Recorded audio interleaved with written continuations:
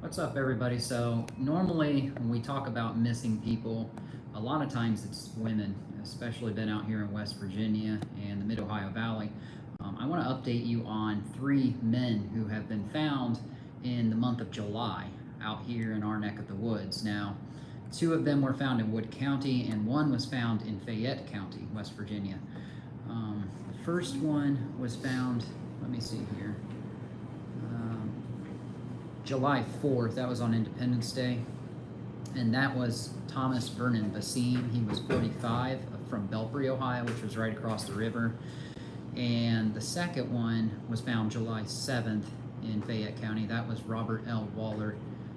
All these men were in their 40s. So the first one was 45, Thomas Basim, and then Robert Waller, he was 47, and he was found on July 7th, like I said, in Fayette County. He was from Wayne County.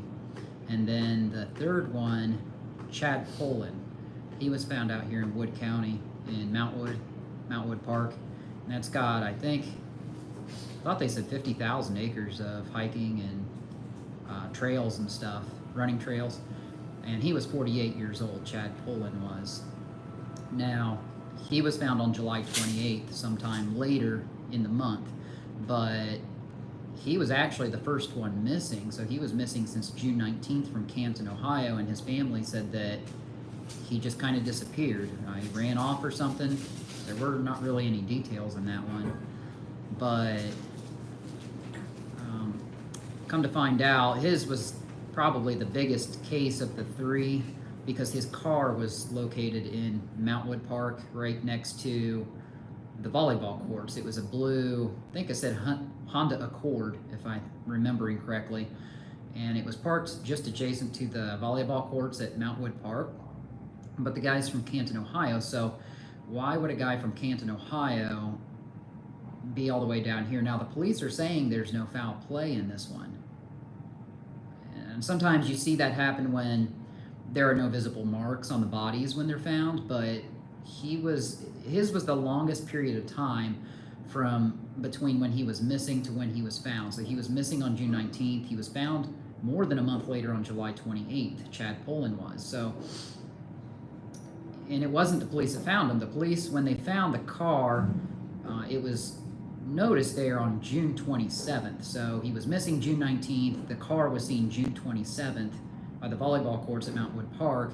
And then immediately, Wood County Sheriff's Department, I believe, was, I think, the police unit on the scene looking for him, and they couldn't find him. So the police could not find him. And then there was a second search done on Sunday, July 28th of the West Virginia Natural Resources Police, along with teams from West Virginia and Ohio, search and rescue teams. And that's when he was found.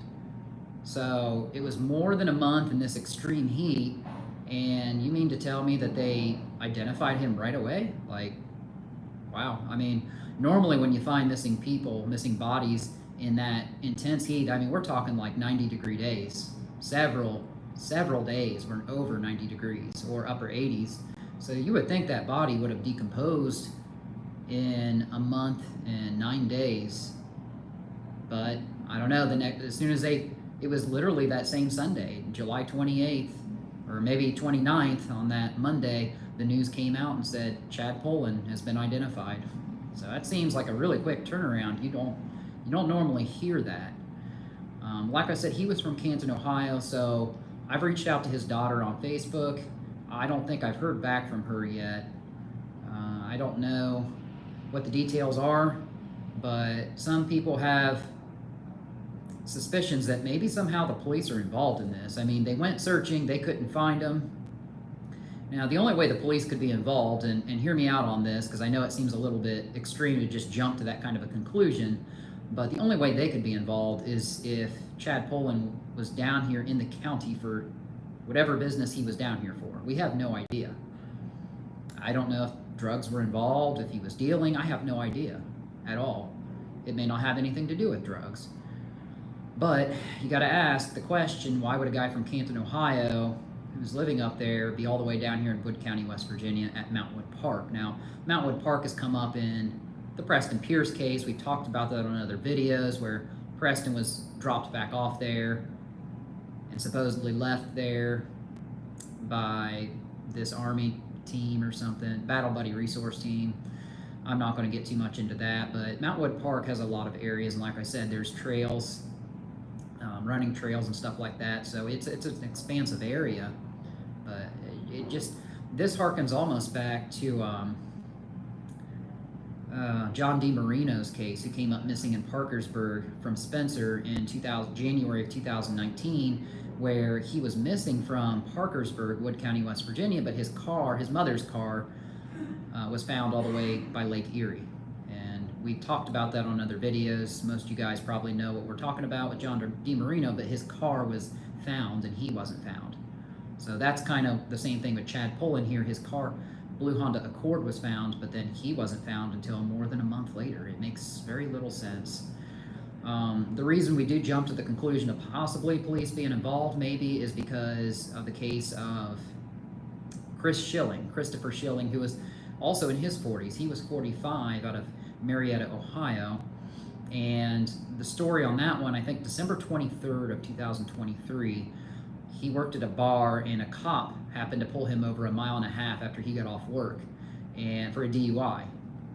It's almost like he was targeted. And all of a sudden, he was arrested for it, spent a night in jail. And that was Thursday night, right before Christmas of 2023, and then all of a sudden he was dead on Saturday. Police said that he fell down the banks of the Muskingum River. Marietta police went on record as saying that, and they thought that maybe he was involved with drug addicts down there by I think it's the Cavalier Hotel. I'm not sure what that hotel is. It's a big one down there in Marietta, right on the Muskingum River. And his car was found parked at Walmart, but he wasn't there. He walked a distance behind that famous hotel on the banks of the Muskingum, and then all of a sudden he was found dead down there in the river. We see all these river deaths. And that was Christopher Schilling. I think he was in his 40s. I want to say 45 as well. But his best friend, Mac Whiteley, came out and said, "This smells very dirty. I think there's police involvement." Well, come to find out, Chris Schilling had a bullet hole found in the back of his head. And my theory is that something very fishy was going on with the police. They basically had been caught in a lie, Marietta police were, and said that he fell down the banks and maybe a tree branch hit him in the head. That doesn't sound believable at all, especially when the guy is literally found with a bullet hole in the back of his head. And then their story changed and said, well, maybe he was dealing drugs or getting drugs from one of the drug addicts behind the hotel.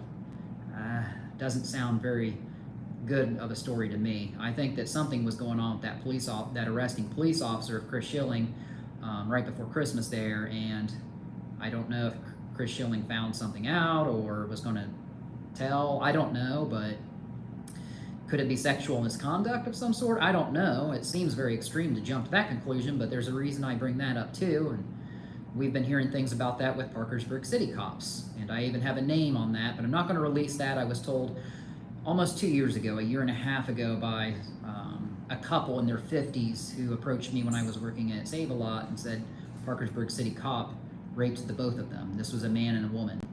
And they said that it had been going on other times with other people, and that it would happen at the Trap House on the corner of Lynn and 13th Street, where the big hill is, and that flashing yellow light, that was one of the hot spots. Another location that they claimed that innocent citizens were getting raped by city cops was the St. Francis Xavier Catholic Church, the steeple at the top right across from the bus terminal there, downtown Parkersburg.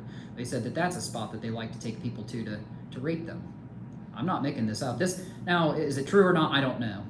These people were scared to death, and they wouldn't put it on electronic form for me. They wouldn't message me. This was all told in person, word of mouth. They said the police had hacked into their phones. And I know that's true because the woman who did around 300 searches for Gretchen Fleming said the same thing happened to her, that police had hacked into her phone as well. And she showed up one time, the lead detective in the Gretchen Fleming case said, "What the hell are you doing here?" and chased her out of the building, she claims, and he wanted her cell phone. And she said, "No, I'm not giving it to you." And that's when the chase outside incurred, and she ran across the street and got away. That's what she told me. Is it true? I'd say yes. I would say so. I mean, after everything else I've heard, with the evil things that some of our police may be involved in, not just our police, but other police departments across the country, really. But with Marietta and Chris Schilling, I would say there's some foul play going on.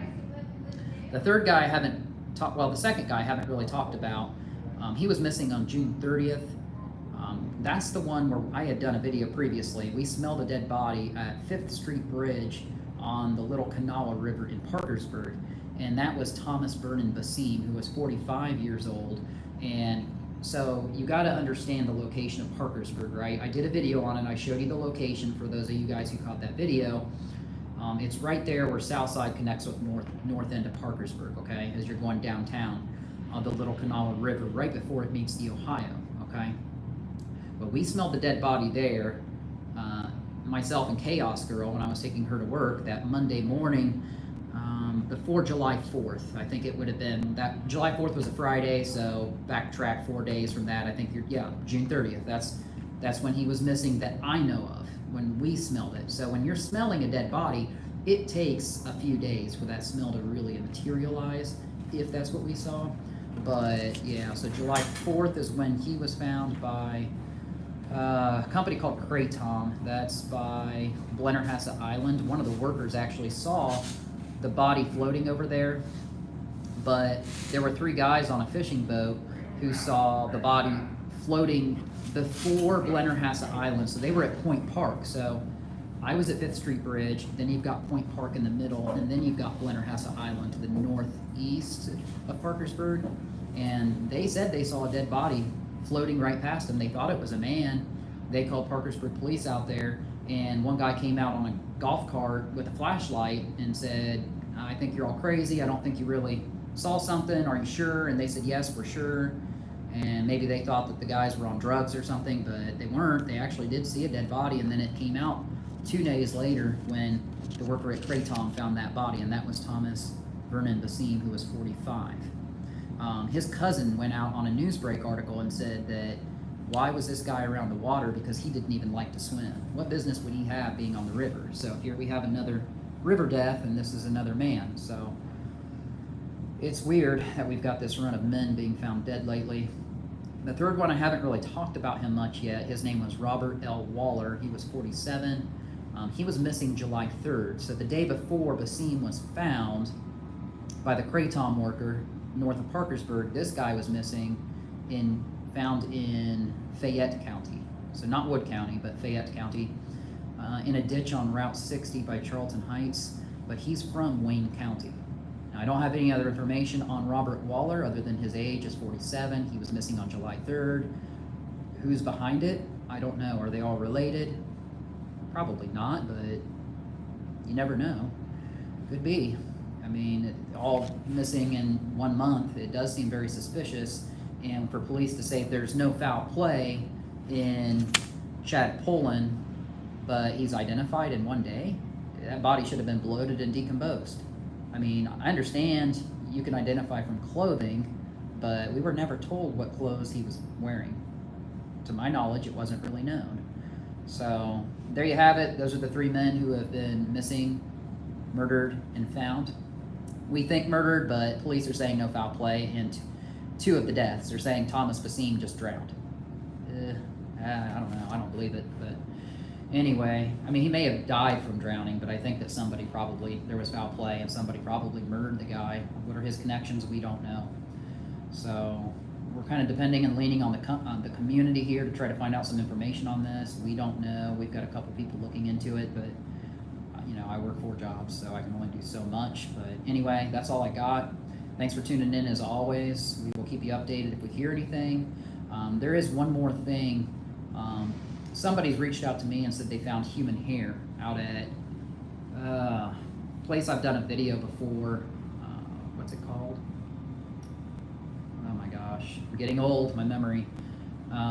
Fort Borman. He went out there, his wife actually found blonde human hair. They thought it was human hair.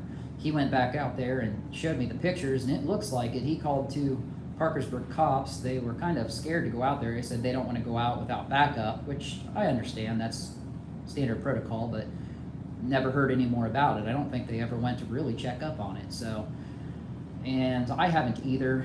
I haven't really had a lot of time, even though I've been told about this about 2 months ago now. But apparently there are pictures and reports of possible human hair being found out at Fort Borman. Where exactly, I don't know. Is it human hair? It kind of looks like it to me, but could be something different. Could be animal origin. I don't know. But that's what it looks like. So if it is, it's probably from somebody who had very dyed bleach blonde hair, because it doesn't look naturally blonde to me.